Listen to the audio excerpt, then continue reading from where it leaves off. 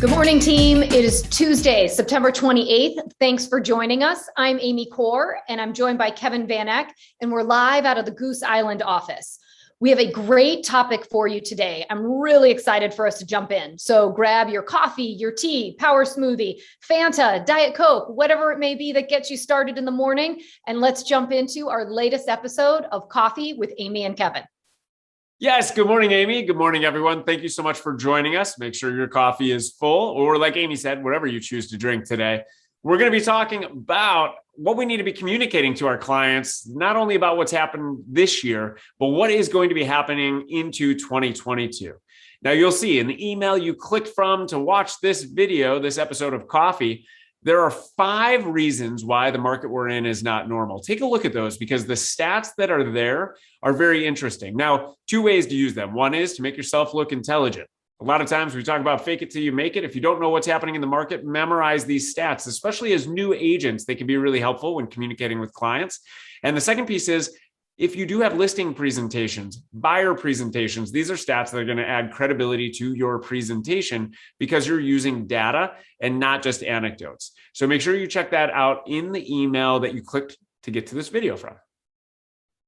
Thanks, Kevin. One of the things that we want to talk about today is why waiting to buy next year is not necessarily a smart move for your buyers. I know that as we're entering into this fall market, and I know the summer was really busy and a lot of buyers decided to get out of the market because it was moving too fast. Homes were going for over asking and it was extremely competitive.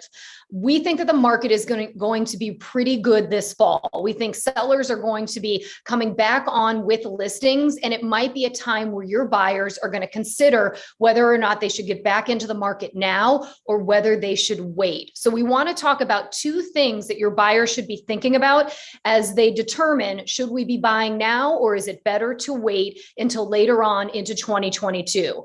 The first question is, what will home prices be like in 2022? How are they going to be in comparison to now? That's one question that your buyers needs to consider. The second question they need to consider is, where will mortgage rates be by the end of 2022? So I want to talk about the first question. What will home prices be like in 2022?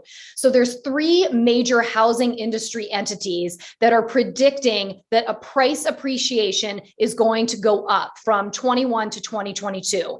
And it's Freddie Mac, Fannie Mae, and the Mortgage Bankers Association.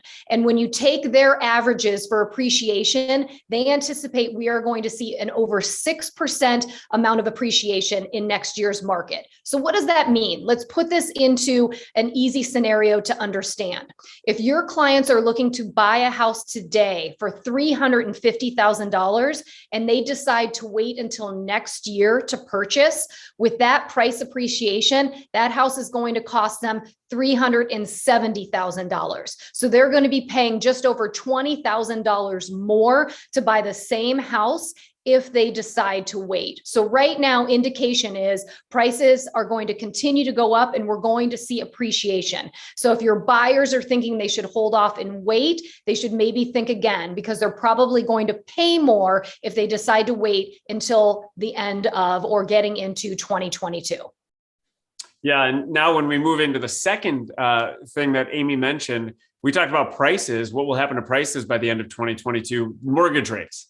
What's going to happen with mortgage rates? Well, today we are truly at historic lows. It's bouncing around below 3%. But most experts, and we'll hear from them in just a second, most experts believe rates will rise as the economy continues to recover. And so 3 entities provided their forecast, similar to what Amy shared, all averaged together 3.7%. Now, that is still at a very low point if you look at the last 20 to 50 years, of course. But one of the questions and conversations we can have with our clients is understanding what a 1-point increase in the mortgage rate does to the affordability of homes. Now, one of the things when we're talking with our clients, Amy mentioned, communicating that while houses may be more expensive, meaning less affordable now because of the appreciation, that doesn't mean they're unaffordable. And if home ownership is important, if owning their own property and an investment beyond renting is important to them, now's the time to do it. And the reason being is as interest rates grow up, as housing prices continue to rise, it is going to be a double whammy where it will allow buyers to purchase less home than they were initially looking for. So while you have these buyers on the fence and you have clients on the fence about looking to move, understanding and being able to communicate what the predictions are when it comes to housing prices in 2022 and also mortgage rates in 2022 is really important. So important, Kevin, because I think so many buyers are kind of wondering what's going to be happening in the market as we move forward. And I think the next area, thing that I want to talk a bit about is why we will not be seeing the housing market slowing down. Because I think, we all still have PTSD from what happened in the crash and in the recession in 2008. And I think so many of us are waiting for the idea that the market is moving really fast and it's very hot. And at what point is it going to slow down? But we actually think, and in a lot of the research that we've done, reading articles and listening to quite a few podcasts, many of the professionals are really all saying the same thing. And that is that this market is moving and it is not going to really slow down anytime soon. And one of the biggest reasons why is because of the individuals or the group that is coming into the age of buying right now. And that is the group of millennials. So when we look at millennials, which range, I believe, from 25 until about 35 right now, we are seeing that many of them are moving into the home buying age. So if you take a look at it, the average age statistically for people to buy their first home or to become a home buyer is 31 years old. And so when you think about it, and when you look at some of the numbers out there, there are 24 million millennials between the age of 25 and 30. So if you think about it, they are just moving into that home buying age. So over the next 5 years, we're going to see a lot of these individuals moving out of being a renter and wanting to purchase their first home. Now, and even just as scary or as big of a statistic is that there are 22 million people who are currently 30 to 34. So 22 million people right now who are actually in that home buying frame of mind. So we're looking at a whole lot of people in this millennial market that are going to be interested in purchasing. And we are starting to see that now. I know there were some effects with COVID, but I also think we're just going to see the natural effects that at some point, these millennials have grown up and they are no longer in the renting mindset in that younger frame of mind. They are now moving into the mindset of wanting to settle down, they're getting married, and they're having kids. So we're going to start seeing them as the largest wave that is actively hitting our market right now.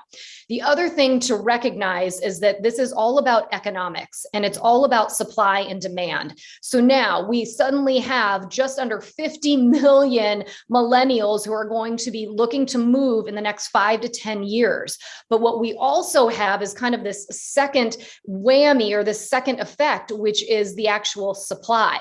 We've got a lot of demand, but what we also have had is because of the large recession in 2008, there were a lot of builders who moved out of the market, and there were a lot of individuals or even larger builders who were really worried about building. So what we've done over the last 10 to 15 years is we've really built on demand. So we've sort of built as we've seen the demand come, as opposed to building up for now what we are seeing, which is this huge wave of millennials who are coming into the market and are looking to purchase. So the problem is that we don't have the supply readily available for this group. But what we also have to recognize is that building a home doesn't move as fast as a lot of the technology that we're seeing today. It takes anywhere from 12 to 24 months to be able to actually build a house. So think about that and then bundle it with some of the things that we are seeing, like the supply chain issues that we're looking at. We've got shortages in materials. We have shortages in labor. We also just have the longer time frame that it sometimes takes when you have to look at permitting in order to get building to happen. So here we have this amazing group of individuals who are really interested in buying, but we don't have the demand readily available. And it's going to take us some time to really be able to catch up. So what are we going to see in the meantime? We are going to see a very hot market where we're going to have a lot of buyers competing for limited inventory. So it is going to create price appreciation. And if anybody wants to get into the market, they're going to have to go in and be as competitive as they can be in the market that we're going to see for the next couple of years. Great points. And just to recap that, to make sure we've got it clear here, why the market isn't anticipated to slow down, Amy shared number one, because of the number of potential home buyers out in the market. Number two, because of the supply that doesn't exist because we haven't been building. And number three that I'd like to share is simply based upon competition. And when I say competition, I'm talking about investors. I'm talking about large entities that are scooping up real estate. Now, why is this a big deal? You may have seen it in your markets, you may not have yet. But when investors need a place to earn a higher return, they will move into a market. They're moving into real estate. Why? Because currently the government is keeping interest rates low. The bond rate is low, which means savings accounts, money market accounts, other investments are not as good as some, and namely real estate. They are scooping up real estate in a way that they've never done before, which is going to continue to keep pressure on inventory, creating the supply and demand where we are going to see price appreciation, just as Amy explains. So this is so important for you to be able to articulate this to your clients because, I've heard a lot of this over the last, I would say 60 days as the market has slowed down a smidge, is that a lot of these buyers are sort of sitting on the sidelines and waiting to see if the market's going to soften. But the reality is you can't play by the rules that we were playing by 5 to 10 years ago because this market is different. And I know that there is sort of that fear of, are we going to see a crash? And all things right now are indicating that there is no crash. And let's back up and remember what caused that crash in 2008. That wasn't related to people wanting to buy homes. It was people bought homes and they shouldn't have been buying them because they didn't, from a monetary standpoint, they couldn't afford them, right? And these crazy mortgages were created. So this was really more of a financial crash than it was a real estate crash. But it was the fact that what people were investing in was real estate, and that was what was impacted. Now, when you look at people who are qualifying for homes, there's a lot of equity in homes right now, and all of the people who are buying are fully qualified. So the thing is that the game is different now. And so people shouldn't be, especially buyers, shouldn't be sitting on the sidelines and thinking there is going to be a dip where there's going to be an opportunity for me to buy at a lower price. They have to recognize the fact that the market is moving. We saw a big jump in appreciation over the last 12 months. It may not be as crazy this year, but we're going to continue to see prices rising. And so they need to recognize that. And they also have to recognize, as we had stated earlier, the rates for mortgages might go up as well. So it's thinking about the fact that this is a new market to be in. And if you've got buyers on the sidelines, I'd really encourage them to explore getting in if they can. Yeah, it's really important to actually take action now. This is a huge opportunity. We've talked through all of the talking points and data and stats and what you can convey to your clients. Now you actually have to go to your clients and referral sources and anyone that owns property, really. And the reason being is they don't understand what's happening in the market and whether or not they are personally looking to buy or sell. Being able to share this information makes you an advisor. Last week, we talked about real estate reviews and the huge opportunity that comes with those. In being able to share with any homeowner what's happening in the market around them. The data, the stats, the talking points we've given you here will be key in positioning you as an advisor and being able to ask the final question we said, which is either what are the long-term plans for your property, or do you know anyone that this would benefit? Anyone that would value the information that I'm sharing, because I want to share it with them. And if you haven't watched that episode, go back and watch it on real estate reviews. It's really impactful, and you can insert all of the things that we've talked about today into your next real estate review.